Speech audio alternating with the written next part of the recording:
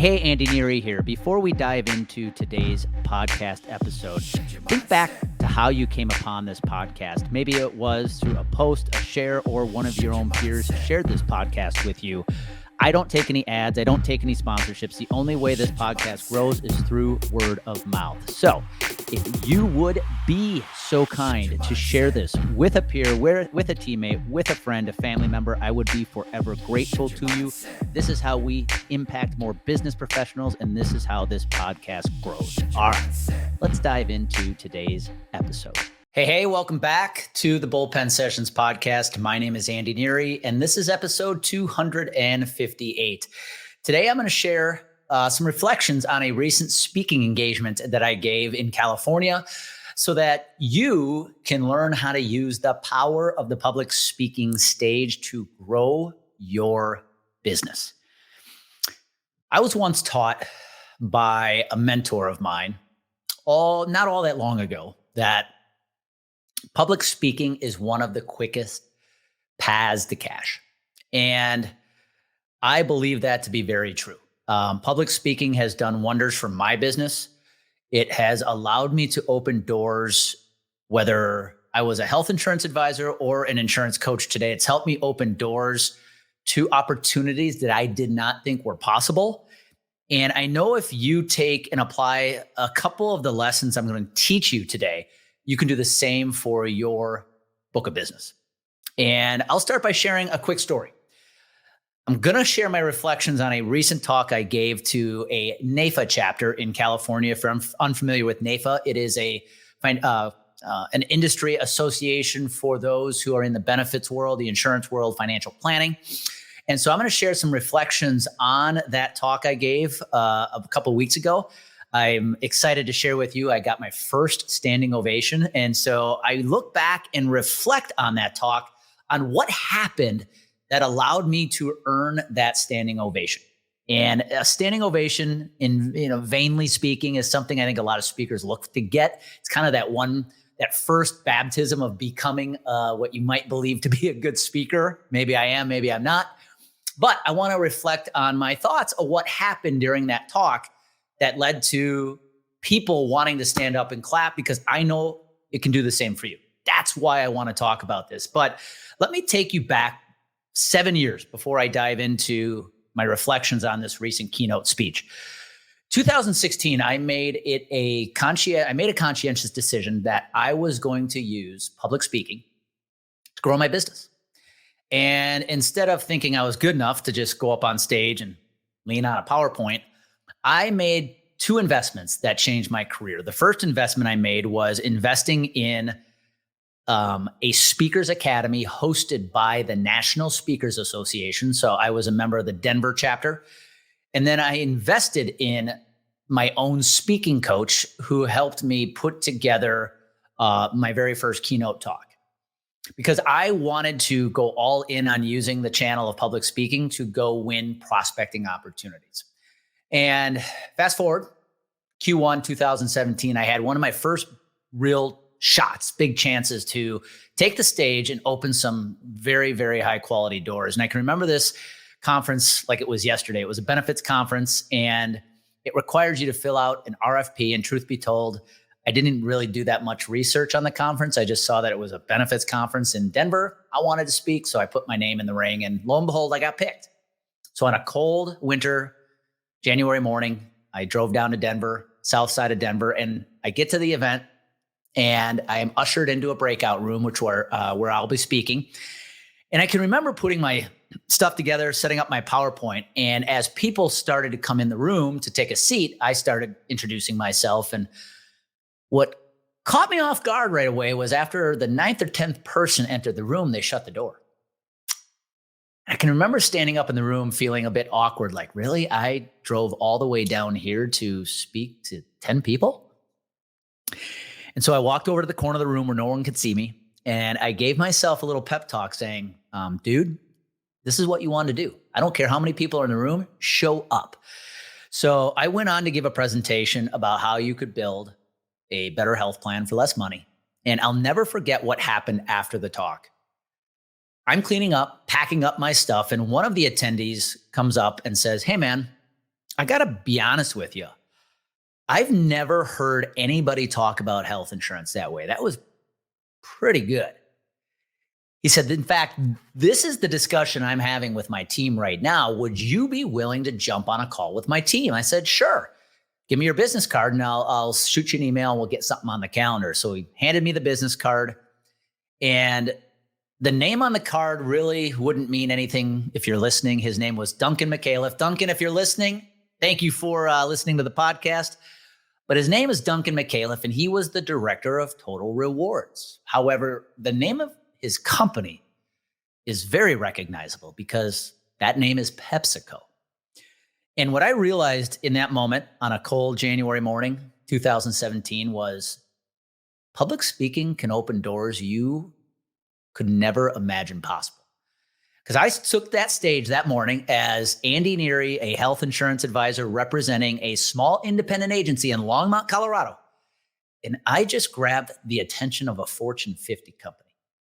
And what I realized there is, if I can do that in a small room with 9 or 10 people, what else can I do by leveraging the power of public speaking? And that's really what I want to share with you today, is some lessons I learned recently that have really hit home as to why I decided to make such an investment in public speaking 7 years ago. And I'm going to share some advice with you.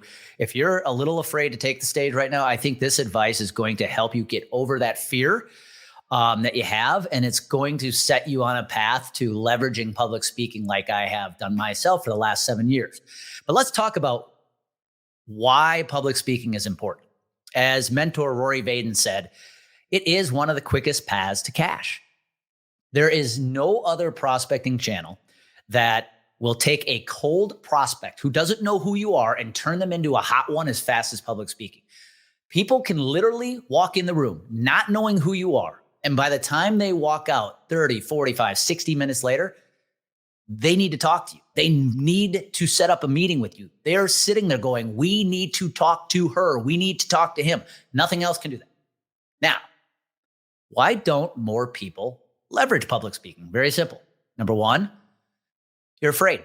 People fear speaking. It's been said people fear speaking more than death itself, and it's true. But here's some other reasons why I think people are afraid to take the stage. Number one, when you know that you've got to speak in front of a room full of people, especially people who may not know who you are. Heck, this actually might be more of a concern if it's people you know. Imposter syndrome is going to set in right away. That fear of, will they discover I actually don't know as much as I think I do, is one thing that keeps so many people from public speaking. The other fear or hesitation is, I don't know what I'm going to talk about. If I were on stage, what the heck would I want to talk about? Now, let me give you some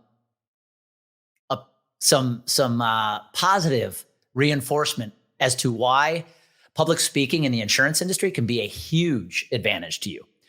When it comes to speakers in the insurance industry, I'm just going to say it. I know it's my opinion. Most speakers are bad. And it's not because they lack the talent. They're knowledgeable. They're bad speakers because they don't put the work in to be good speakers. You see, they think they can get on stage and just share their knowledge, so they go at public speaking with a I'm just going to wing it attitude. You can't do that. Number two, most speakers in the insurance industry are too reliant on a PowerPoint slide. So they spend 90% of their time putting together a slide and 10% actually preparing a talk. And so when they take the stage, guess what? They're sitting there reading a PowerPoint presentation. And I know if I'm an attendee in that room, I'm sitting and going, you can actually sit down. You're reading right off your slides, so you might as well sit down so I can just read the slides myself. And number three, they're not good storytellers. So the bar in the insurance industry is very low when it comes to good public speakers. So if you're willing to put in the work and make the investment to become better, this can become a career changer. Now, don't get me wrong. You need to put the reps in. Speaking is about practicing, just like any other skill you have learned, whether it be in sports, in business. You got to put the reps in. You got to practice. When I was going through the Speakers Academy, the National Association Speakers Academy, I can remember professional speakers used to call it the Perkins Tour. If you want to get good at presentations, at public speaking, you got to go give a lot of them. And sometimes you might give a public speaking a talk in front of 6 people in a Perkins restaurant. Rory Vaden says, you want to be good at speaking? Do 1,000 presentations. Now, the good news for you is you're already public speaking today and you just don't know it. Why? Anytime you're in front of a prospect in a discovery meeting or a proposal, you're public speaking, believe it or not. You're preparing a talk. So you're already putting in the reps, but I don't want to undersell the fact that to be good at public speaking, you have to respect it as a craft, because that's exactly what it is. Now, I say all of this to share the experience I had 2 weeks ago when I earned my first standing ovation. Hi, it's Andy Neary, and thank you for listening to the Bullpen Sessions podcast. Did you know the ideas shared on this show are things we actually specialize in helping you implement? If you're an insurance professional and you want to turn your credibility into consistent client acquisition, visit CompleteGameConsulting.com and schedule a free strategy call. Again, that's CompleteGameConsulting.com to request your free strategy call. All right, let's jump back into today's podcast episode. And again, it's not to tell you that I earned it. I want to tell you what happened that I believe led to the standing ovation. Now, up until this point, I had been speaking for 7 years. And when I first took the stage, I had all the fears you had. Are people going to laugh at me? What happens if I screw up? What do I talk about? When all of those hesitations come up, that is just your ego getting in the way. You're making it all about you and not the audience. And what you're going to learn today is if you can just shift that perspective a little bit, everything will change for you when it comes to taking the stage. So here I am. I was hired a couple of weeks ago to speak to a NAIFA chapter in Southern California. The talk I was giving is called the Insurance Agent Sales Playbook, the 3 steps to go from unknown to unstoppable. It is a talk I have practiced. It is a talk I have given numerous times. In fact, it is our number 1 talk I give as part of our business development. And I was hired to speak back in April. So the event was booked in April. First week of October, I traveled down to San Diego to give this talk. So to set the stage of what happened during the talk, let me share with you the moments, the day or two leading up to the talk. I have been very busy, focused on building Complete Game Consulting. So with that being said, I had not dedicated a lot of time to practicing this talk leading up to this engagement on October 5th. Now, the good news is I have put a lot of time in practicing this talk over the last couple years. So fortunately, this talk has come to me more naturally over the recent months than it used to. However, I am very conscientious that I need to put in the practice so that I can hit a home run on the stage. And truth be told, even if you're giving a talk repeatedly, the same talk over and over and over again, you still need to make sure you are customizing that specific talk for that specific audience. So even though I've given this talk dozens of times, this audience in Southern California is going to be different than the audience I just spoke to in Nebraska or Mississippi. And I just had not had a ton of time to get prepared. So I was nervous. I woke up that morning and I knew I had a couple coaching calls on the calendar before I even took the stage. And I was nervous that I was not prepared enough. On the flight out to California, I had made some adjustments to my slide deck, slides I've never used before. And I have to be honest with you, I woke up Thursday morning feeling a little nervous because I was going to be going through this new slide deck for the first time in an order that I had not used before, and I had not had a chance to put a lot of practice in. And so as the time drew near that I was to take the stage, which was at 9:15 a.m. Pacific, I had to have some real conversations with myself. And this is where my lessons I want to share with you kick in. As I was getting ready to walk over from my hotel room to the event center where I would be speaking, I sat down and I said to myself, listen, you know you've put the work in. You only have 3 priorities today with this talk. You need to encourage this audience. You need to entertain this audience. And you need to educate this audience. But most importantly, you need to engage with them. There's a lot of E's there, right? We've got encourage, entertain, educate, but most importantly, engage.